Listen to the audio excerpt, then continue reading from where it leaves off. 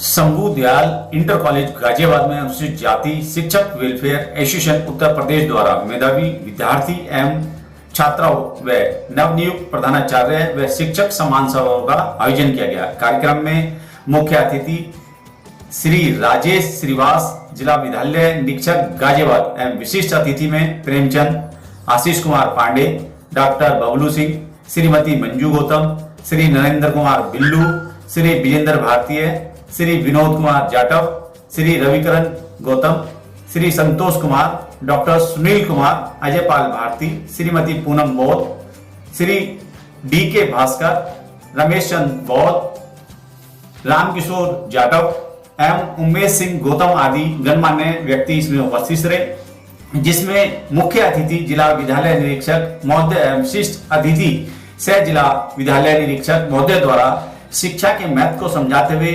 छात्रों को शुभकामनाएं दी। संगठन के प्रांतीय व प्रधानाचार्य श्री देवेंद्र कुमार ने लक्ष्य आधारित शिक्षा ग्रहण करने का बल दिया। अध्यक्ष श्री ब्रह्मदेव सिंह ने संगठन की महत्ता को दर्शाते हुए जागरूक और एकजुट रहने का भी ध्यान आकर्षित किया। कार्यक्रम की अध्यक्षता करते हुए श्री सुनील कुमार जी ने भविष्य आधारित विभिन्न क्षेत्रों में अध्ययन करने पर बल दिया। मंच संचालन मीडिया प्रभारी श्री संजय सागर जी द्वारा किया गया। संगठन के गौतम बुद्ध नगर, हापुड़, बुलंदशहर, मेरठ, बागपत के पदाधिकारियों व सदस्यों ने उपस्थित रहकर अपने अपने विचार रखे। समारोह का सफल आयोजन अनुसूचित जाति शिक्षक वेलफेयर एसोसिएशन उत्तर प्रदेश के अध्यक्ष श्री ब्रह्मदेव जी एवं सचिव श्री देवेंद्र कुमार द्वारा किया गया। एसोसिएशन द्वारा 2022 के परीक्षा में हाई स्कूल इंटरमीडिएट में 75% से अधिक अंक प्राप्त करने वाले लगभग 125 छात्र छात्राओं को सम्मानित किया गया व उनके उज्जवल भविष्य की भी कामना की गई। आइए देखते हैं विशेष कवरेज एनपीटी न्यूज इंडिया की शंभू दयाल इंटर कॉलेज गाजियाबाद से।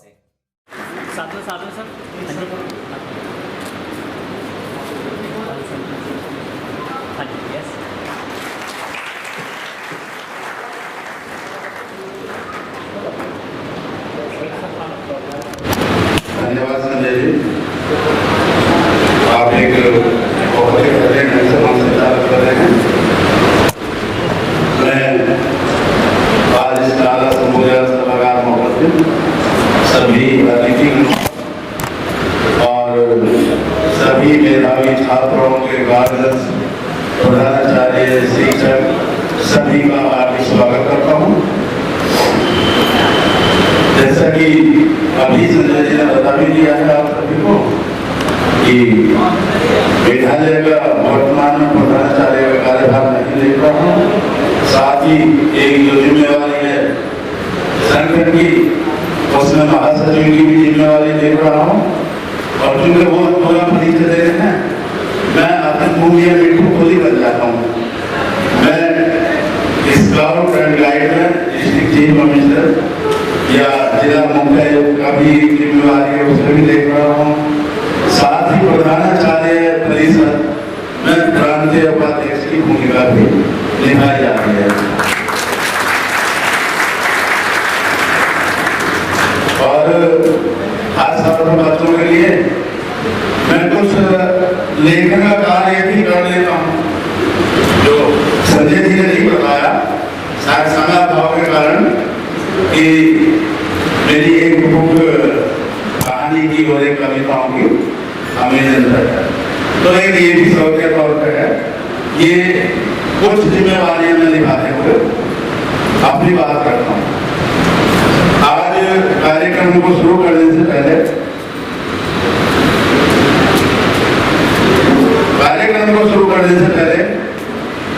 अध्यक्ष जी की अनुमति चाहते हुए कार्यक्रम अध्यक्ष हमारे कुमार जी, उनकी अनुमति चाहते हुए तथागत गौतम बुद्ध के विचारों को हृदयंगम करते हुए और गूंगों की जबान, बहरों के कान और वंचितों को सम्मान और साथ ही देश को संविधान देने वाले डॉक्टर BR बाबा साहब अम्बेडकर को अपने श्रद्धा सुमन अर्पित करते हुए मैं अपनी बात शुरू करता हूँ।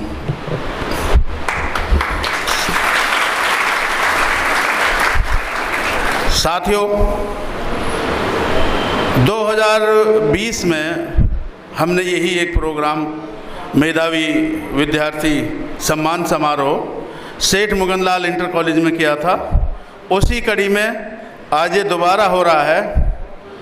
हमें कहीं ना कहीं ऐसा लगा कि सभी वर्गों के बच्चों को अनेक अन्य सभाएं हैं, वो किसी न किसी रूप में बुला के उनको सम्मानित कर देती हैं जो मेधावी छात्र हैं, और जो अनुसूचित जाति वर्ग के बच्चे हैं वो उपेक्षित रह जाते हैं।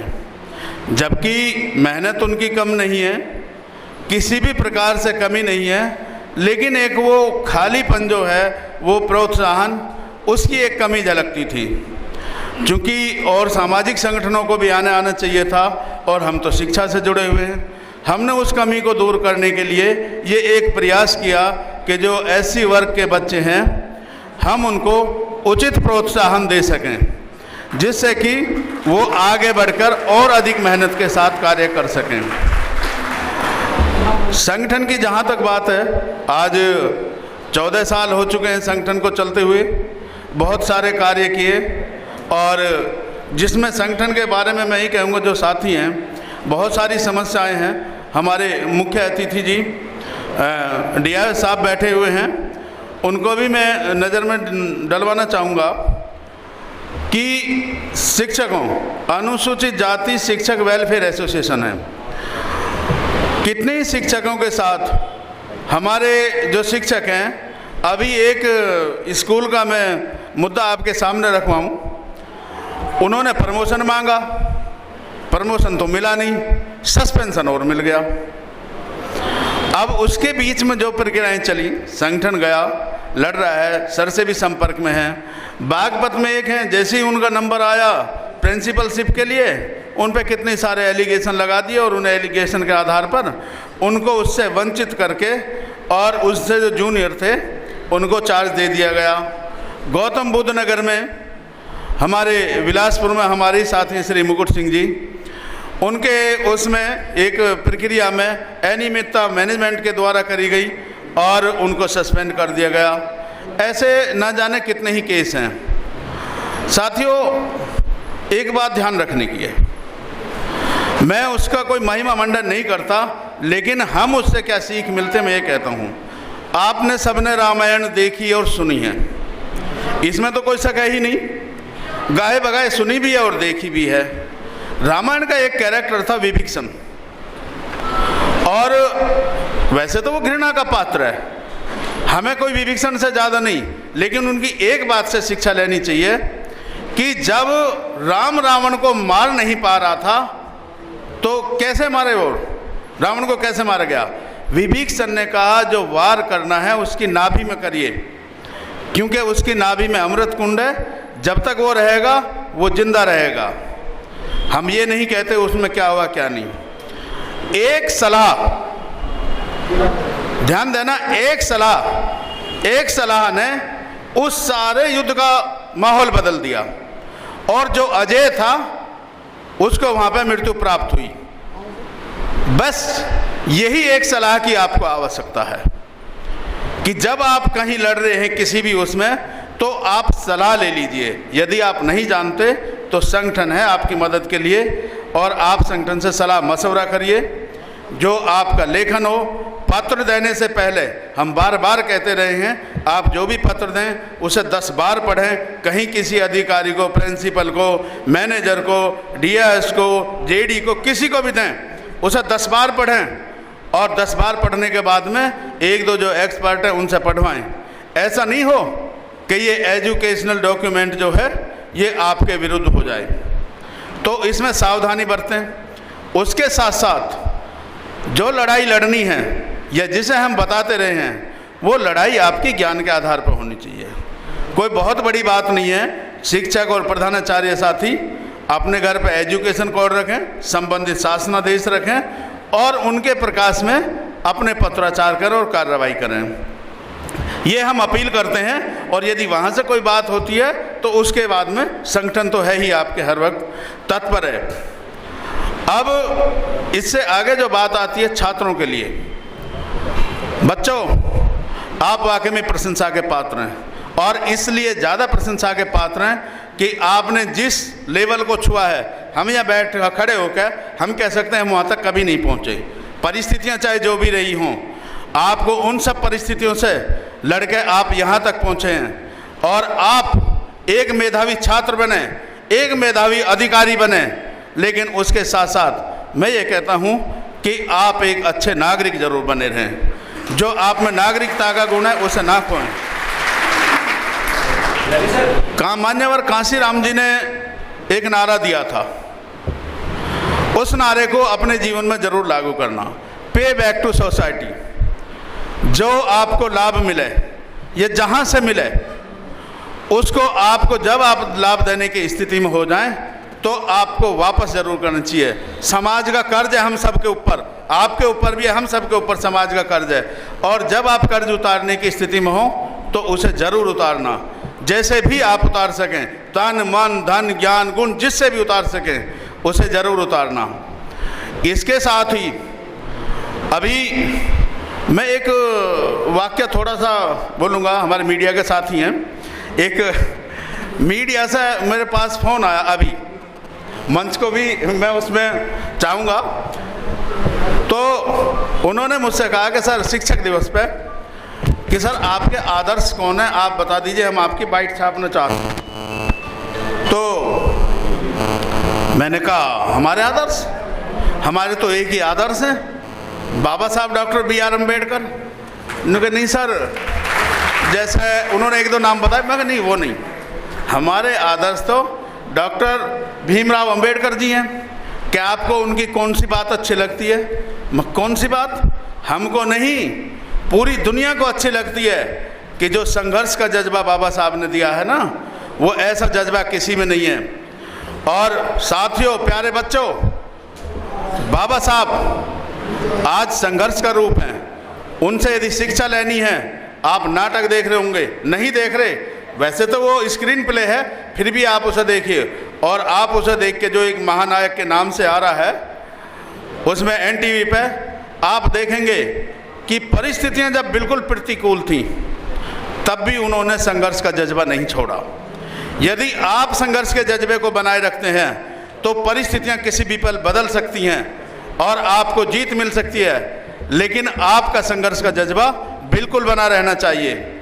कई बार ऐसा होता है, बच्चे हैं तो उनके में अभी कम है, जो बड़े हैं वो जानते हैं कि जब आपको ऐसा लगने लगेगा कि हाँ चारों तरफ से हार मिल रही है और वो निराशा की ओर जब आप जाने लगें, तो कुछ मत करना, बस सिर्फ आंखें बंद करके बाबा साहब के संघर्ष के बारे में सोचना कि जब पूरी दुनिया उनके खिलाफ थी, जब कहीं से कोई उनको सपोर्ट नहीं मिल रहा था, वो अकेले कैसे लड़े होंगे। और जैसे ही आप उनके बारे में सोचेंगे, उनको हृदयंगम करेंगे, आप पहले से ज़्यादा चुस्ती फुर्ती के साथ लड़ने को खड़े हो जाएंगे और हमारा वादा है आपको जीत अवश्य मिलेगी। तो प्यारे बच्चों, जीवन पूरा फैला पड़ा आपके सामने, जिधर जो भी बनना चाहोगे आप वो बन जाओगे। अपनी सोच को उन्नत रखना और उसके साथ साथ मेहनत। बाबा साहब वहाँ तक पहुँचे, आज विश्व के सिरमौर हैं तो वो इसलिए हैं कि उन्होंने मेहनत से कभी पीछे नहीं हटे। ज्ञान भी होना चाहिए, ज्ञान के साथ साथ आपके पास में मेहनत भी होना चाहिए और वो एक जज्बा होना चाहिए और आपके पास में लक्ष्य होना चाहिए जिसे आपको प्राप्त करना है।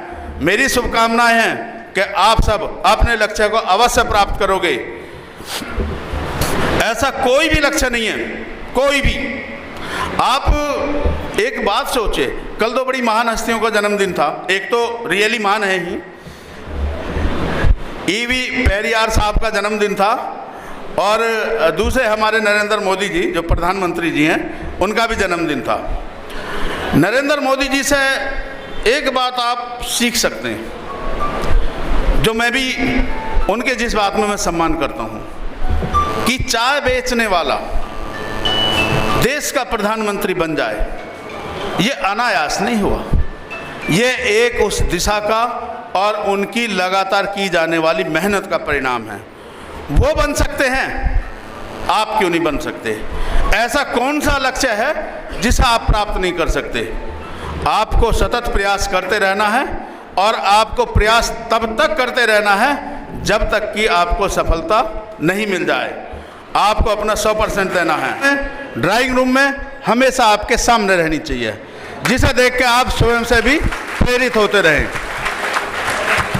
तो इसलिए, और बाबा साहब चूँकि हम सबके प्रेरणा स्रोत बाबा साहब हैं, एक पुस्तक बाबा साहब की दी जा रही है, आप उन्हें ज़रूर पढ़िए। 20 साल पहले तक बाबा साहब को आपके पास पहुंचने नहीं दिया गया था, और आज बाबा साहब आपके हाथ में हैं, उनके विचार आपके हाथ में हैं, तो आप उन्हें ज़रूर पढ़िए। और इन्हीं शुभकामनाओं के साथ कि आप सब पढ़ेंगे और आगे बढ़ेंगे और हम सब के लिए मार्गदर्शक भी बनेंगे। धन्यवाद। जय भीम, जय भारत, जय शिक्षक।